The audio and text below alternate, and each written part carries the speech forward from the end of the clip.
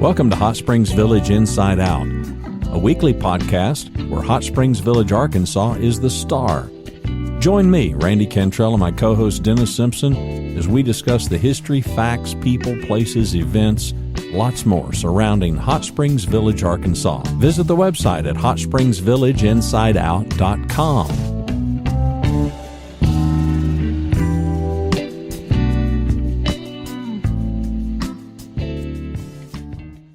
Welcome back. Another episode of Hot Springs Village Inside Out. The website is hsvinsideout.com. Dennis Simpson, he is Dennis Simpson. I guess you're at the bottom of the screen. I don't know. And the other fella, y'all recognize him, Mr. Jeff Atkins. So we're going to have a Civics 101, HSV Civics 101 lesson. Don't tune out. We're not going to bore you. We hope to educate you and maybe even entertain you along the way.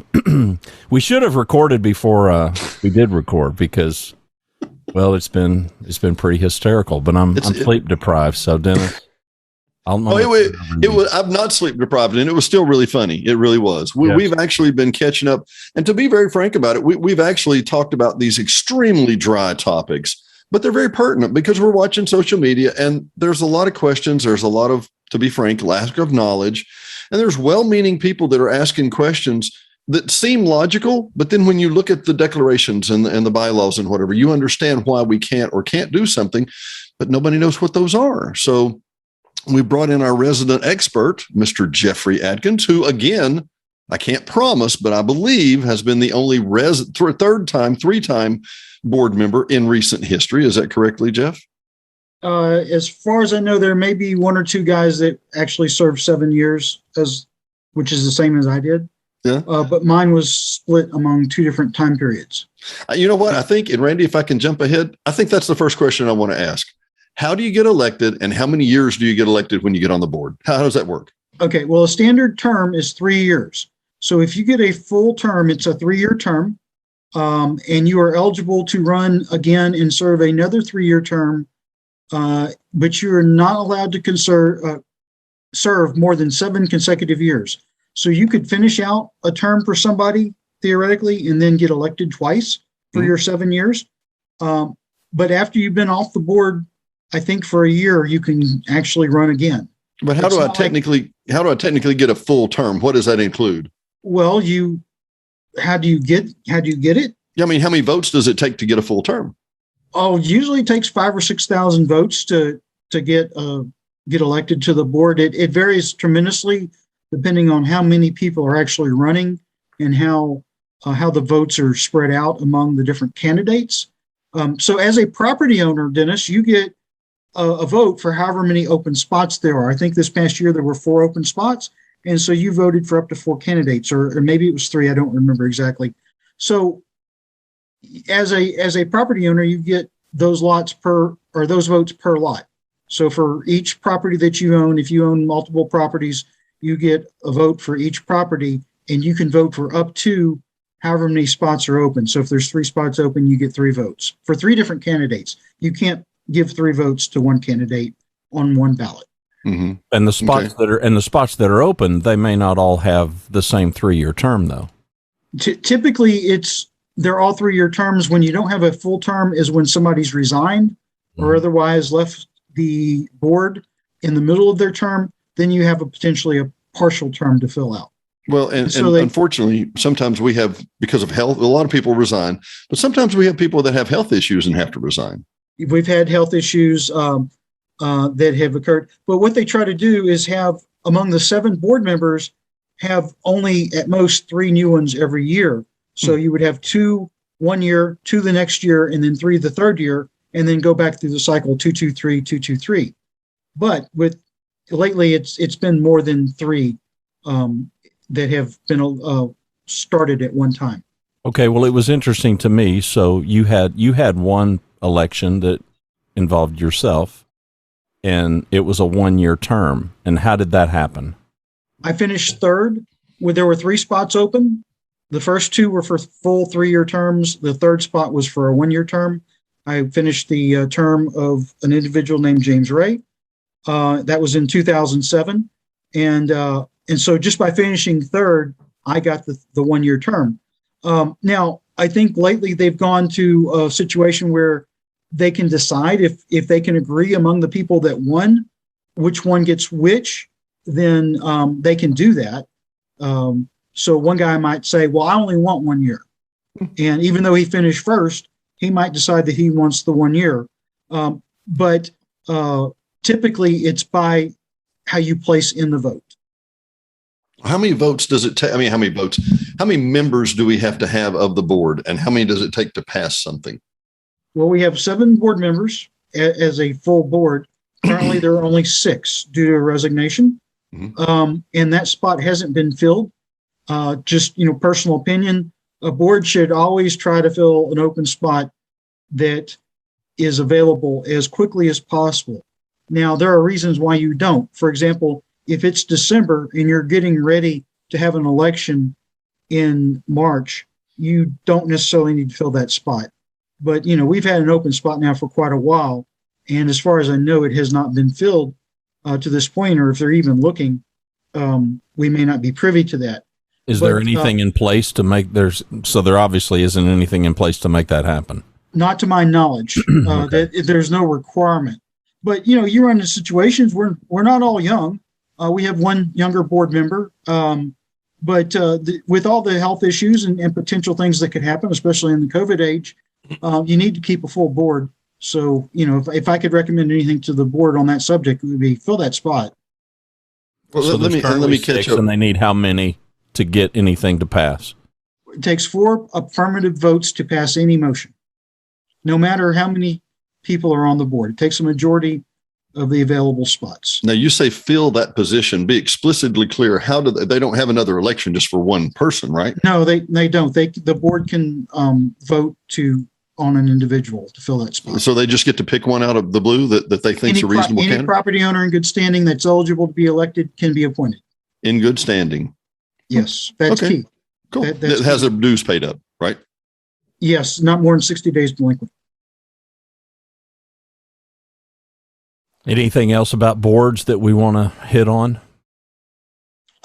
Well, I think we've said before, but it's a pretty thankless job because, you're always, no matter what you do, you're not going to make everybody happy. And at various times, there's various subjects that are important to the public. So you hear a lot of feedback, and a lot of it's good and a lot of it's positive. But of course, back in 2007, when I was first elected, we didn't have Facebook. Our membership, our owners were not on Facebook. I mean, Facebook, I don't think I got on it until 2010. And it's not just that, it's Nextdoor and it's all these other social media outlets. I think it's made the job much more difficult because it gives a voice to people that wouldn't bother to go to a board meeting. And it spreads a lot of disinformation. We really need to get to where the POA provides a good source of this type of information, where it's just not left to rumor. And the board and the POA do address things from time to time, but there's probably a lot of other subjects that we could dispel a lot of information on as a property owners association. And whether you call that a white paper or something else, it's just, it's hard to read declaration for some people and understand. There's parts of the declaration that don't make any sense to me. I've had to ask lawyers, what does this mean? Because it's kind of legalese. And just a clear, concise document that explains how this stuff works would probably be very helpful. Well, and let me ask what we're trying to do, at a high level, just provide for people. Go ahead, Dennis. No, I'm sorry. I was just going to say, Jeff, for clarification, this job, the board position pays how much? 0. And now, is that compounded interest, or does that include a per diem, or is that just, how does that work? It's 0. Did I hear 0? If you sit in a meeting all day, sometimes they'll give you lunch. Woo! Rubber chicken. Like a Subway sandwich. Those are pretty good. We've had Subway sandwiches. What kind of a time commitment is it? And I realize that situations can warrant different things, Right. but I mean, average. Yeah. I would say probably today it takes more than it used to, or at least this year it probably takes more than other years. But it does vary considerably. Probably a minimum of 10 hours a week, even at the lightest time, just by reading. If you're going to read all the committee committee minutes, or any other information that gets distributed to you by the POA, it would probably take a minimum of 10 hours. And that includes meetings, because you're also typically a liaison to committees. So you have committee meetings to attend once a month for each committee, at least once a month. Some committees meet more often than that. So it's not just board meetings. You see these people on YouTube on the live stream or recorded. It's not just the board meetings. They're attending other meetings. And of course, then sometimes you have to have executive sessions. And just reading through all the documents or all the emails. Reading through all the emails is time consuming. So yeah, and you never get away from it. No, you don't. And typically what the board does today, and I think it was implemented probably about 10 years ago, is there's one individual board member that's responsible to responding to the individual that writes an email. So if Randy, if you were a property owner and you sent the board an email, you can send it to one person, of course, or you can send it to the whole board. But if you do that, one person's responsible for responding to your email.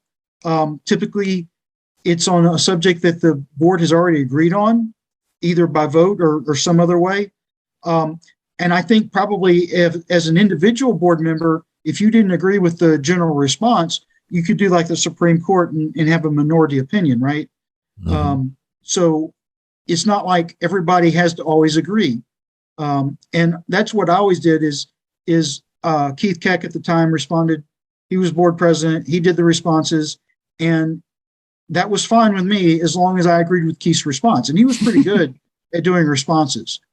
And sometimes the responses, we'll just have to think about that because, we don't know. Yeah. But you always want to respond to each person that writes in, so they don't feel like it went into a black hole or disappeared forever. At least it was read and acknowledged. That's a minimum. And then typically Keith would add just a little bit of something extra about that particular topic. Like we talked about it and decided against that, or we may talk about that again in the future, that sort of thing. Let me just follow up one more question. So we've agreed that the amount you get paid is zero. Yes, we did. It's 10 hours plus, and then many people buy radio ads or TV ads or, promote themselves to try and get on the board, so that it could be a couple thousand to get on the board to take unlimited abuse, it seems like. And if I'm not mistaken, you're on the board, you're making zero, and you're responsible for tens of millions of dollars worth of income and budgetary issues and you technically, I know we have insurance, but you're technically on the hook for decisions. Is that correct? Right. Well, there's an indemnity. I can't even say the word. Indemnity. Yeah, that word. Indemnity. There's that. The POA will cover any lawsuits against the board. That's an insurance the POA has, just for any lawsuit. If the board is sued or the POA is sued, you're not personally on the hook. I guess you theoretically could be, but typically the lawsuit is against the board and not you as a board member. But there still is the moral obligation and the pressure that you feel to try to be responsible and a grown up. If you're not going to feel responsible, you shouldn't even run. Well, and I think it's disingenuous of the rock throwers, as I call them, to assume that these people don't have the best interest of the village. You may not agree with their decisions or their tactics, but it can't be lost. These are people who've made investments, big investments to be there. It's a time investment. It's not necessarily a huge financial investment. Well, but I'm talking about their property. Their property. Oh, their property. Yes. They own homes and they're living there. So they've got a vested interest in the future of Hot Springs Village. There's no question about that. Well, their largest investment is in the village, probably more than likely. And very good point. We really think about that. I enjoy the fact that the board, and these are wonderful people for the most part. They're well-meaning, but we all don't see things the same way at all. And of those 7 people, hopefully we have 7 people. Of those 7, 4 have to agree. Jeff, what happens when they don't? Well, what happens when you have a 3 or 2 and you don't have a full 7 people? Or what do you do? Well, that's the other issue. It's harder to get to 4 if you only have 6 to start with instead of 7. So that's an issue. you're going to end up deadlocked potentially a little more. Typically the board president doesn't vote unless there's a tie to break, or at least that's the way it used to be. And I only remember Keith Keck having to vote one time in the couple of years that I was on the board with him and he was president. But I'm sure that changes over time too. But you've got to have 4 votes. And if you don't have 4 votes, it doesn't get done. Regardless of how many members you have to have 4 votes. I believe so, yes. And we've had that situation, if you're down to 6 and then somebody's not there one day because they're out of town, they're on vacation. Heck, they're retired, right? Most of them are retired. Most of the board members are retired. There's only been a few of us that have actually had full-time jobs that I can think of. And we've got one current board member. I had a full-time job the whole time I was there. And one other board member that I can think of off the top of my head had a full-time job. But most of the board members are retired, but that doesn't mean they're going to be there for every meeting. And we can do Zoom calls, especially in COVID times. But there's just times where you can't have we've had meetings where there were 5 there, but it still required 4 yes votes to pass anything. And so that 3-2 vote did not pass just because it was a 3-2 majority. Wow. I've got 2 more questions I really want to ask. Number one, and Randy, I think we talked about this just a little. Does the general manager get to do whatever they want? And the second myth, and I consider it a myth, is that, there are, how shall I say, and Randy, you've talked about this before, and we keep referring to social media, but it's so loud that there's social media that would personally attack some of these people and go, they're just trying to tear this place up, or they're just trying to whatever. No one board member has that control, do they? It takes 4. And the general manager doesn't have a vote. And the general manager does not have a vote. And the general manager can be fired at any time, of course, subject to the terms of their contract, at any time. So it's really on the board to make sure the right thing's being done. If they are, we've had accusations in the past that the general manager or the CEO controlled the board, and they probably did have more influence than they should have over board decisions. But that's why the professional management's there to start with, right? You can't be a 40-hour-a-week board member in the halls of the POA listening to the different directors that you have. The CEO has all the different employees reporting to them. That person should have some influence on the board and tell them what's important and their recommendation on what to do. But it is ultimately up to the board to vote on these things. Well, since we're kind of doing Board 101, what is an executive session? What do y'all talk about in an executive session, and why? Well, executive sessions are held supposedly for things that need to be kept confidential until some future time. Like salaries or something, or what? No, not salaries. The best examples, I think, are real estate contracts and lawsuits. So, for example, if the POA was being sued by whoever, it could be a property owner or it could be a third party, such as maybe the Gate lawsuit. Well, you need the board to come together and make a decision at some point on if they're going to follow the recommendations of the legal team and the management to move forward, to settle, to whatever. But you can't have those discussions out in public because you're tipping your hand to the person that's suing you or that you're involved in the lawsuit with. So absolutely, that has to be held confidential, at least until the lawsuit's over, and probably longer. Another good example would be land contracts. If the POA is getting ready to do something or any kind of contractual situation, you can't necessarily let that information out into the public. But then there are other lesser reasons why there are executive sessions. It's because we don't want to talk about it in public, that sort of thing. I can remember examples, we probably don't want to get too deep in the weeds here, but examples of things that were not executive session items that were being brought up in executive session. I really applaud the current board that we have. They're very transparent that they had an executive session. I'm not so sure that they should have discussed what they discussed in executive session. And the perfect example is just this recently, they voted to go out for an assessment increase, but they had an executive session about it a few days before. Well, why? Why? I mean, you've told everybody that you're going to have the meeting and you're going to vote on whether to have an increase. And if you want to talk about if it's going to be $90, is it going to be $95, $100? Why not just have that discussion in public? There's really no reason. There's no self-interest for the POA to keep that information private. Just discuss it in public. Another example that I can think of is Balboa Club. What do we want to do with Balboa Club? Well, that's not necessarily an item for an executive session, because we talk about things like that in public all the time. What do we want to do with Balboa Club? Do we want to lease it? Do we want to remodel it? Do we want to work on the golf course? Any of those things are membership items that should be discussed in the public, in my opinion. And we've had boards hide in executive session before about topics like that. So it's really meant for those things that need to be kept confidential. And it's not just because you don't want to talk about it in public. Yeah. All right. We've got a number of items here. And again, Civics 101, and largely because I'm a rube and just wanted to know. So I'm going to give you some terms.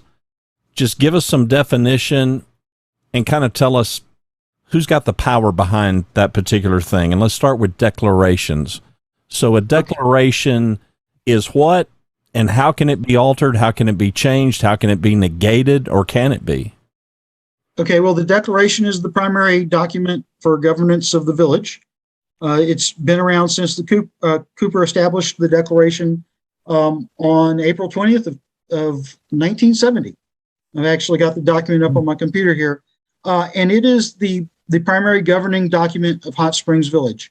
Currently, it can be changed every 7 years. There's some discussion that it could be changed as long as it's been 7 years since the last one, but most people interpret it can only be changed every 7 years. So it was changed in 13. It could have been changed in 20. It can be changed again in 2027. So that's the typical schedule that most people agree to. It takes 2/3 affirmative vote of property owners in good standing, and you have to have quorum. So what that means today is if you have, out of the 34,000 and something potential voters, there's probably only about 24,000 of those in good standing. So that means your quorum is 12,000. And out of whoever votes, you have to have 2/3 affirmative for a particular measure to pass. So 66% of all the good, you think roughly 24,000 good votes? Yeah, I think it actually says 2/3, but I'd have to look exactly. But it's about 2/3. So if you had 12,000 votes, it would take 8,000 to get something passed. And it's by item. I'm sorry? Go ahead. It's by item. So if you have multiple proposals, they stand on their own. Each proposal is its own vote. So they don't have to all pass for one of them to pass. If any one of them passes, it becomes part of the declaration. Typically, these are done about a year before. So you would actually vote on the changes for 2027 and 2026. But that doesn't mean that you can't vote on them before. They just don't become effective. Okay, and without too much detail, give us a really good example of a declaration. Of a declaration change? No, just a declaration item. Just a declaration. Oh, what's an example of a declaration? Well, the one on the PA website is the best example because that's ours. But it contains all number of things. There's pages in there that all they do is describe the land that's covered. And then there's a section in there that says what can be added to the village and how. And there's just different sections on who's a member and all kinds of things. And the protective covenants are potentially part of the declaration, depending on your. Yeah, and that's what I was going to ask you about next. Okay, so define a protective covenant. But before you go there, I was going to ask real quick. Cooper's still our developer, and they set all this up. Excuse me, here, yes. Randy, for interrupting. No, you're good. But does Cooper have a say-so in the decrees? I mean, in the declaration, the declarations, do they get to say, hey, we're going to pass this, or we're going to sponsor this, or we're against it, or we're going to vote for it? Where do they line up in this? Well, they can line up pretty much wherever they want. They have votes because they still own property here. Right. At the last board election, I counted votes. I was one of the volunteers that counted votes at a board election. I think about 3 years ago, and they had close to 100 votes at that time, which meant they had close to 100 lots in good standing. And that's public record. That's not me telling you anything that's not public record. You could go search public records and see how many lots they own. So they have votes as any other property owner would, and they have influence, because they're Cooper and they still have influence here in the village. And for the last declaration change, they were opposed to all of the issues, and they spent money. They sent out mailers and they spent money other ways to help defeat those declaration changes, and none of them passed. So they are still somewhat influential in that respect. Yes. So as a developer, though, they don't have some trump card that can negate the whole process. Well, they do on some things, and there's two classes of voter defined in the declaration: a Class A and a Class B. Class A is you and me or any property owner, and Class B is Cooper. And I think those are only applicable to assessment increases. I don't think they apply to just. They can't veto a declaration change. Okay. But they can vote their share. They can vote their Class B against an assessment increase, I believe, and defeat the assessment increase because they're the only Class B. So if they vote no, it's no. I don't think they've ever done that. I think their attitude is for things like that, they're going to go with the owners, and whatever the owners decide, they're okay with. Well, I wanted to ask, you talked about the declarations defining the property. The village is basically two parts. It went from here to Balboa Road, and then 2000 or 1990, it went from Balboa Road to the other end. When they added that other piece, did they have to change the declarations? Did we have to vote on it? How does that work? There are things like supplemental declarations that can be recorded, and I think that's probably the process that they use typically. I mean, even reserve property has to be brought into the village and put, or potentially be put under the declaration. And so there's what they call supplemental declarations.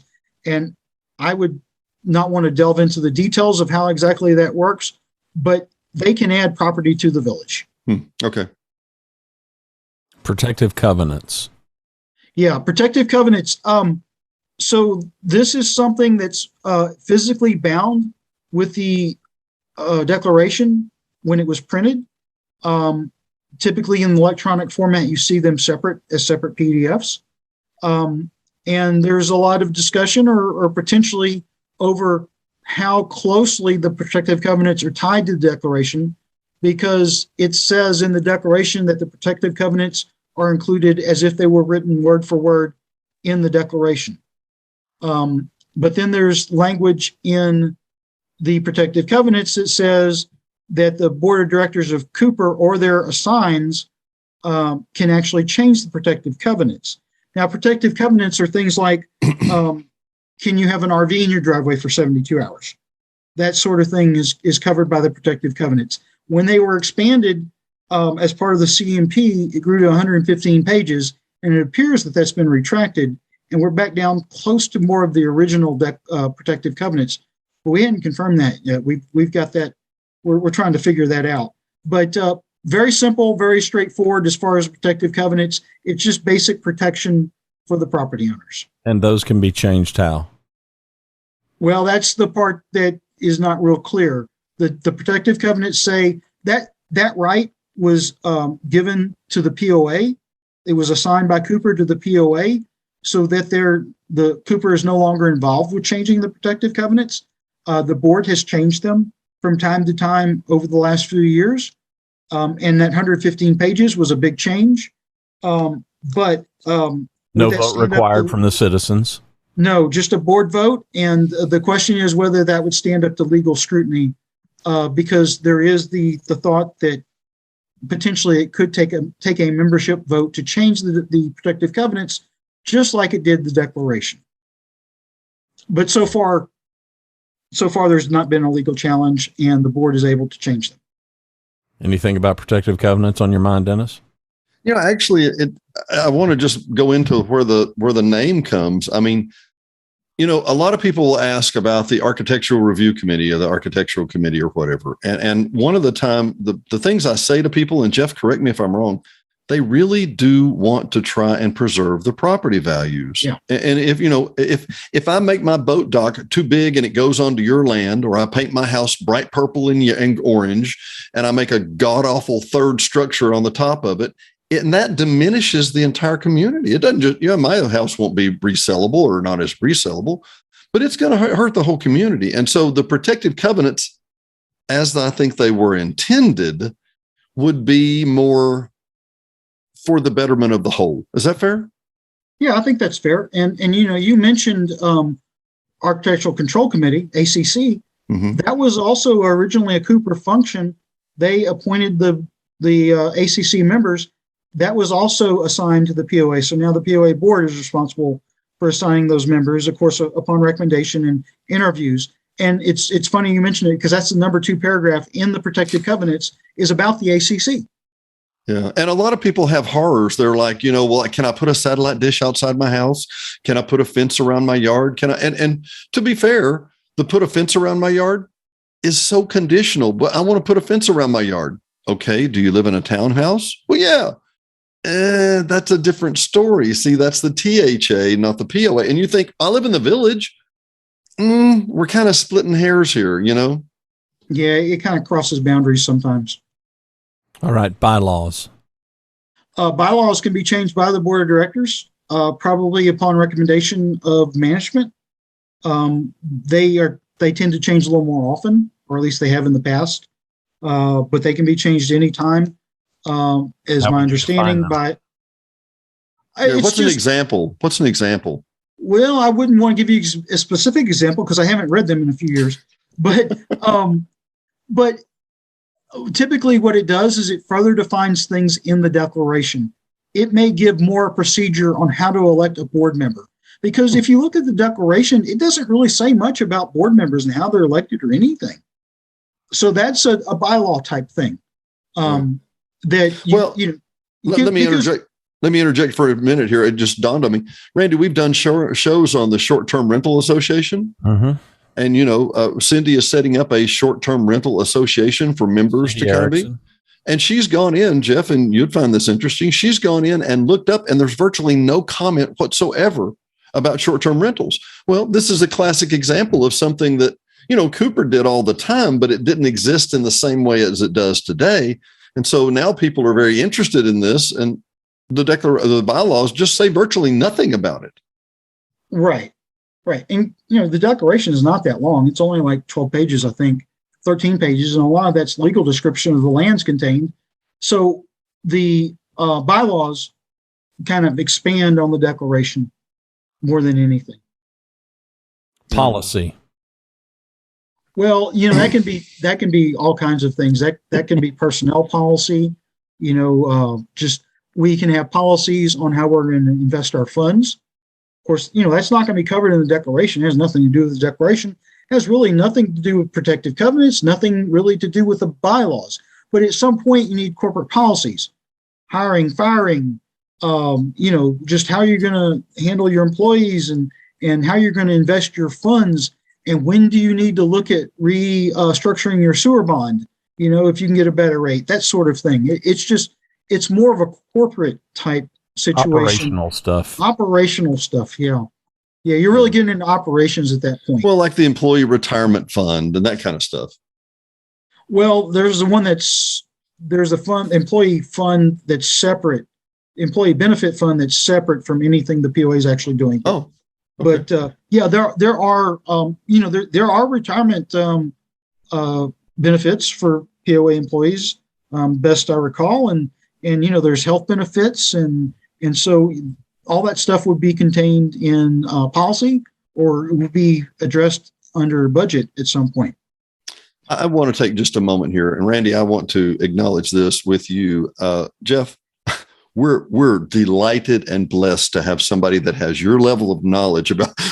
We've thrown you questions like a machine gun, and you got an answer every time. Randy, am I right here? Yeah, and well, not only that, but the interest. Yeah, which we all should have at least a cursory interest. not saying everybody's got to want to dive into the weeds, but it's clear to me as the guy who's the outside of the HSV inside out, hoping to be inside one day. But I wanted to learn these things, and it's really clear to me. And it's not it's not a statement of intelligence. It may be a statement of interest, and it may be a statement of these things seem so complex. I mean, it's kind of like how do you grab a porcupine? Well, very carefully, and it's kind of a similar thing. And I realize that our audience, your eyes might be rolling up in the back of your head, and that's fine. Every episode isn't going to be just for everybody, but these are important things, especially because we are facing a vote that is coming up here in the next 60 days or so, about this assessment increase. And it just has brought to my mind, just how does the village operate? How do these decisions get made? And who's got the power to facilitate these things? And I want to make note. Information. Our listeners and our viewers, thank you. These are people that, come up to me and go, I watched that property about reserve property, and I never knew that. And I'm looking at them and thinking, okay, if you watch that reserve property, you watch 26 minutes of your life that you're never getting back from me and Randy and Jeff, But no, sincerely, thank you, listener. Thank you, viewer. And thank you, Jeff, for your expertise. We couldn't have put this show together without you, without question, Randy, right? No, absolutely not. Absolutely not. We needed his expertise. Okay, I got two more things I want to ask you about, Jeff. Rules and regulations. We said policy, now rules and regulations. That's just getting more into the weeds, and that covers more things about, the use of the golf course and use of the tennis courts or use of whatever amenity is out there. And the decision rests with the board? Well, typically, or the staff? Typically, though, that's really getting down into the weeds, and I would think that would probably be where most board members would go with whatever staff recommended. Yeah, me too. Because it's really stuff that's beyond a board. Of course, the board's ultimately responsible, right? Yep. And I don't even remember if a situation in 7 years where we changed the rules and regulations. So I wouldn't even swear that needs a board vote. Would it be fair to say that rules and regs is even a deeper dive below policy? Oh yeah. Well, let me ask, for example, Jeff, rules and regs, the beach down here behind me, no dogs on the beach, no profanity. The sign says literally no profanity, right. No alcoholic beverages, nobody there after dark, blah, blah, blah, blah, blah. And that is an example of a rule, which probably the POA staff came up with and the board members went, yeah, good idea. Right. Yeah, that would be my guess if they even voted on it. Yeah. It may have been just said, they may have been, and I really wish I knew a little bit more about that, but it just never came up. Right. But that's, if the board really wanted to change that, they would have the authority to change it. Okay. And the last thing on my list, and then I'll shut up and let Dennis have the floor, fees. So any fees, and I don't want to go down every rabbit hole or any rabbit hole really, but at a high level. Yeah. So the various fees, if I want to install a fence, if I need to cut down a tree, if I take something to the architectural committee, the fees that are attached to that, who determines what those fees are, or if there even is a fee? Well, they're put in the budget each year that we do the budget for the following year, and they're voted on by the board, but typically they're voted on as a lump. So the board's not reviewing each fee. So you'll have a proposal. And unless there's any board member that wants to bring up any particular fee that this one should be higher, or we raise that one too much, that sort of thing, they're just going to vote on a blanket, often Who without typically is proposing a fee. Well, there's been fee committees in the past that have proposed changes to the fees, and some of those have been adopted by management and included in the next year's budget proposal. They can be changed at any point during the year. I think technically they could be. But typically, you don't want to change fees in the middle of the year because it affects your budget and other issues. But the fees in general are set by the board based on a recommendation of somebody, and they're typically all passed. Now, there were years where we had board members that requested an individual review of any fee that went over, say, 10% increase, that sort of thing. And so you would see, we would actually talk about the fees that went up more than 10%. And why? Because sometimes there's a good reason why it started out too low or whatever. But fees is where the POA has been making up ground over the last few years for assessments lost because of delinquencies, or just needed revenue because of expenses or perceived expenses. So that's where the POA has free reign between the board and the budget and the POA management. There's free reign to basically charge anything. And the only restriction that I'm aware of is that the declaration says all fees must be reasonable. Reasonable. Reasonable. That's basically all it says. So that's left to interpretation. What's reasonable to one person will not be reasonable to other. Like when I moved here, golf was free. So free seems reasonable to me, and anything above that is too much. Unreasonable. So you're right. And in the declaration, it actually says that it's contemplated that there will be no fees for normal water usage. So well, you touched on the one I was going to ask on. Everybody who lives here has water. I mean, nobody hauling water into their house, right? Electric, water. You may not have a phone, but you got water and electric, right? I would hope so, yeah.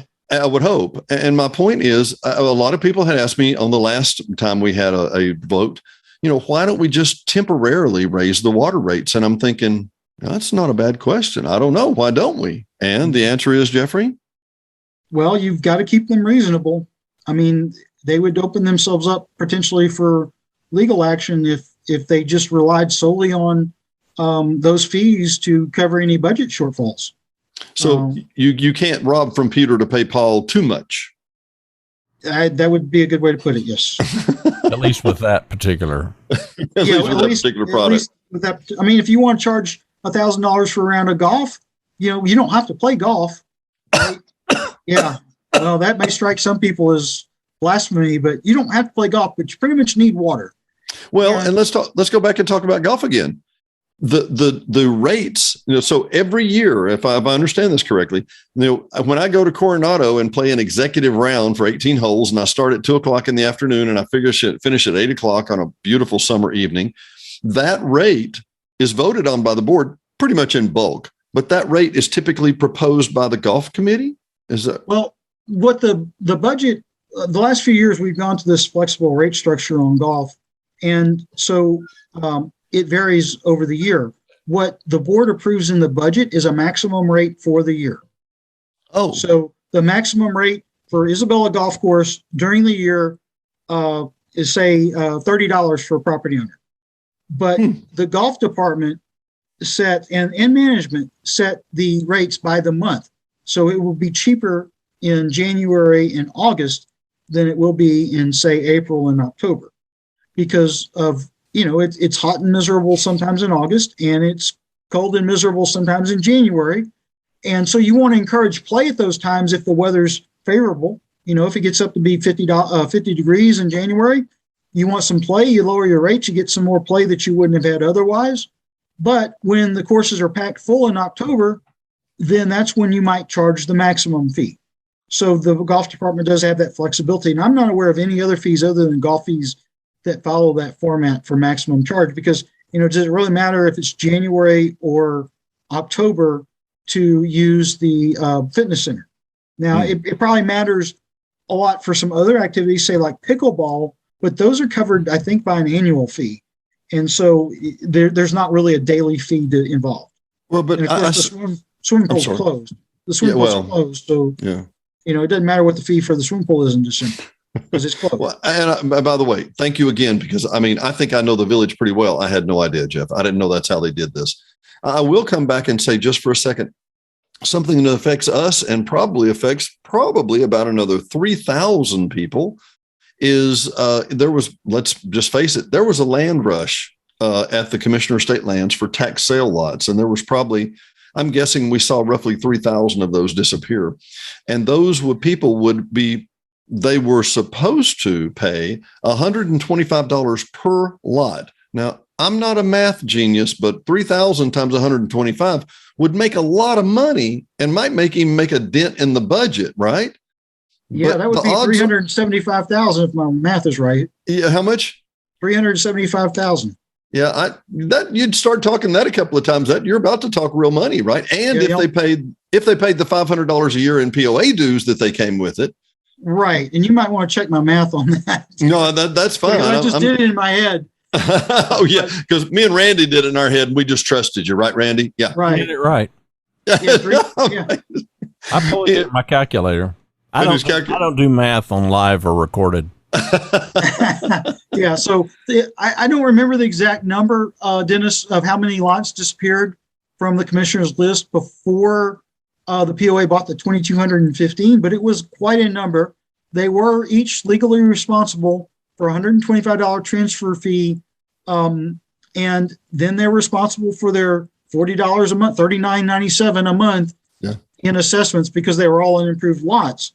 So, so if you had 3,000 lots that were all of a sudden paying another $40 a month, that's $120,000 a month. And I haven't seen the POA throwing any parties over an extra $120,000 this month. Well, and I do know this $120,000 a month is going to be $1.44 million a year, plus the $375,000. So we should have derived another $1.5 million from those lots that got sold to the Commissioner of State Lands. But the problem is those people don't pay their dues, or for the most part. And so then what happens, Jeff? What happens to those people? Well, if it's just one individual that bought one lot, they're not going to get any use of the amenities to start with, because I would think that they would be delinquent. You're delinquent if you're more than 60 days in arrears, and $125 is more than 60 days worth of arrears because, it's $39.97 a month. So I would think they probably wouldn't have amenity usage. I think in a lot of cases, it was investors that were buying up large blocks of these lots in big groups. And, I was actually researching that this week, and I saw a company that bought a number of lots in Garland County. And, have they paid assessments? I have no way to know as a property owner, but the POA knows. And so what are the options for the POA? Well, the POA could try to coerce that owner into paying those assessments, or any owner into paying their assessments. That's what they're going to do first. They're going to send them a letter, try to get in touch with them. At some point, they may decide that it's worthwhile to file a lawsuit. That's been done in the past, especially against a multiple lot owner where there's more there. But it also matters because some of these lots were being bought from entities outside of the country. So do you really want to try to do legal service on somebody that lives in South America? That's a real issue. So, I mean, if it's worth it to the POA, they'll probably eventually do it. But it's gonna take a while. Now, of course, they're not, you assume just because somebody's not paying the assessments that they probably won't pay their taxes. But in some cases, these individuals might pay their taxes. So if they don't, eventually they'll go get back to the Commissioner of State Lands. Some of them will eventually get back to the Commissioner of State Lands, but not all of them. The ones that they pay the taxes, they'll have to go after the legal means. But the other thing is these investors, if you want to call them investors, they're going to try to flip these things. And hopefully when they sell them to a third party, that third party is going to start paying the assessments because they're just going to have one. Right? They're not going to have 20 or 30 or 50 or however many that an investor might have. That end buyer might just have one lot that might pay the assessments, and that new person gets the lot free and clear as far as the POA is concerned.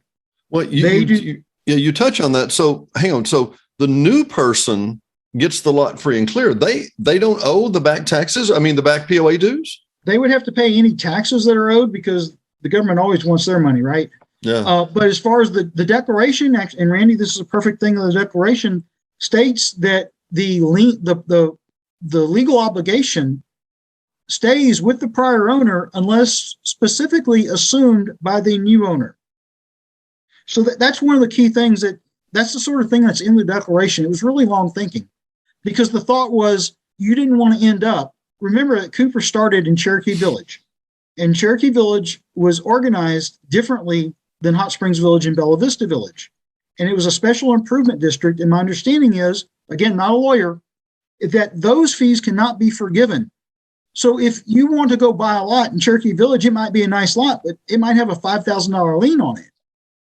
And so, that property just becomes permanently non-paying. Whereas here, it gets cleaned. Somebody that's delinquent can sell it to somebody new.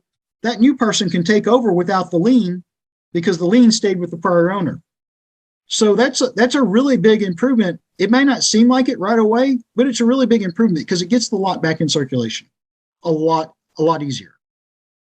All right, and our Civics 101, which we've taken as deep a dive as I think we needed to hopefully make this stuff reasonably clear for people that are interested. And again, to our audience, listen, this is not just for our benefit, but it's for your benefit too. And if you're interested, great. And if you're not, well, you should be. I'll just say that. What have we not discussed, Jeff, that, before we end the show today, that really needs to be part of a Civics 101 class? Well, there's so many things we could cover. Just about how land's added to the village. And we've had the reserve property show. So people that didn't see that could go back and watch that one if they're so inclined. But there could be potentially many issues about how the board operates and more specifics that we didn't get into. It's just a matter of, if the watching public wants to know, let us know. Yeah, good idea. Because we talked before we hit record today that we have a willingness to dive into any one of these things or more, if you, the audience, are interested. And I'm going to let you say goodbye and have parting shots, Dennis. Well, once again, I will say, and I hope other people appreciate this too. I don't know any one guest we could have interviewed that had this much information. Seriously. Thank you, Jeff. Well, you're welcome. Number two, everyone involved, the POA board, the members, even the POA, the laity, ourselves. It's amazing that this works. I mean, really realize it. If at any time every one of us just kind of went shrugged and walked off, you have a problem. You have a real problem. You will, Jeff and I both, and maybe Randy too, we're not going to be people that say the POA is flawless or that it's been without merit, or without mistake, or without any issue whatsoever. Randy can tell you endless stories of other city governments that have the same kind of problems that aren't corporations, if I can make note. But the bottom line is that this runs on volunteers. And frankly, it runs on POA employees who are amazingly dedicated. And Randy, I don't feel like I have the right to kick anybody in the shins. You know what I mean? I will say this will be, my last shot, and then I'll shut up. But I don't know the line by line salary structure of POA staffers, but I can tell you that everything in me and everything that I know would tell me that these are not people who are at the top of the pay scale in their jobs. That if they were to go out on the free market, I would guarantee you that 100% of them can make more working somewhere else. I could be wrong, but I doubt it. I've got clients in city government, and today I had multiple meetings with multiple HR directors in the Dallas-Fort Worth area. And I get that we're in a metro area, but the disparity between private sector and their sector, which is as equivalent as you're going to get to POA and city government staffers, is pretty stinking significant. And it's a super challenge for them, just as it is for the POA, because of budget constrictions. If I'm operating a business, I can drive sales, and I got to do what I got to do to compete in the market. And this type of work, it just doesn't work that way. It's all very driven by the dollars that are available, and those dollars, they're limited. There's a finite number. You don't have a top line sales number that a business can focus on and say, okay, if we drive sales up 20%, then our budget can increase X.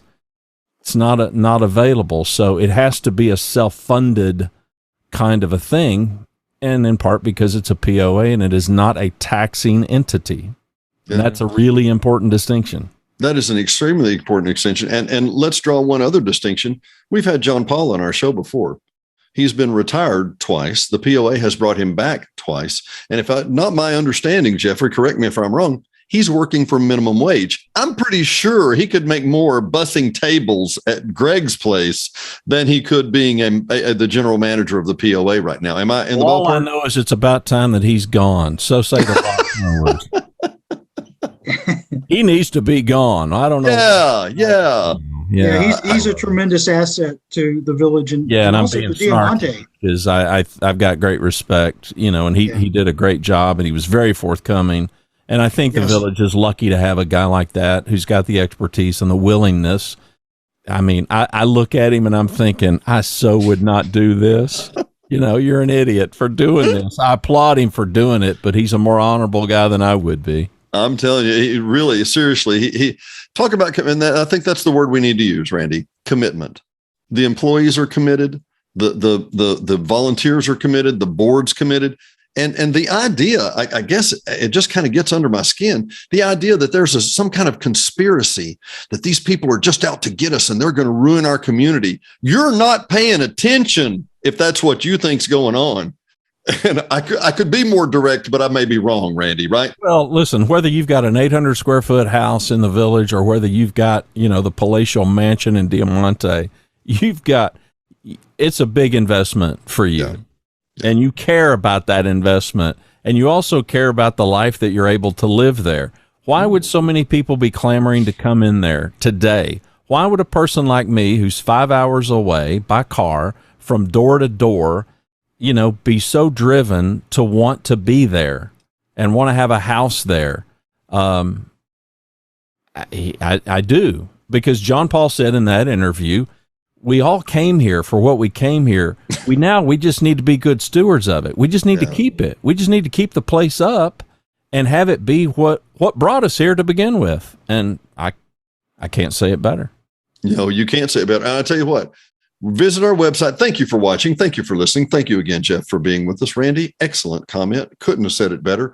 Come visit us at hotspringsvillageinsideout.com. Watch the video. Go to our YouTube and subscribe. We have over 100 subscribers now. We're dangerously close to 100 to 1,000 people on Facebook. And I'm really, truly flattered at the way that people are responding to the product we're putting out, Randy. And I owe it to you, and I'm grateful.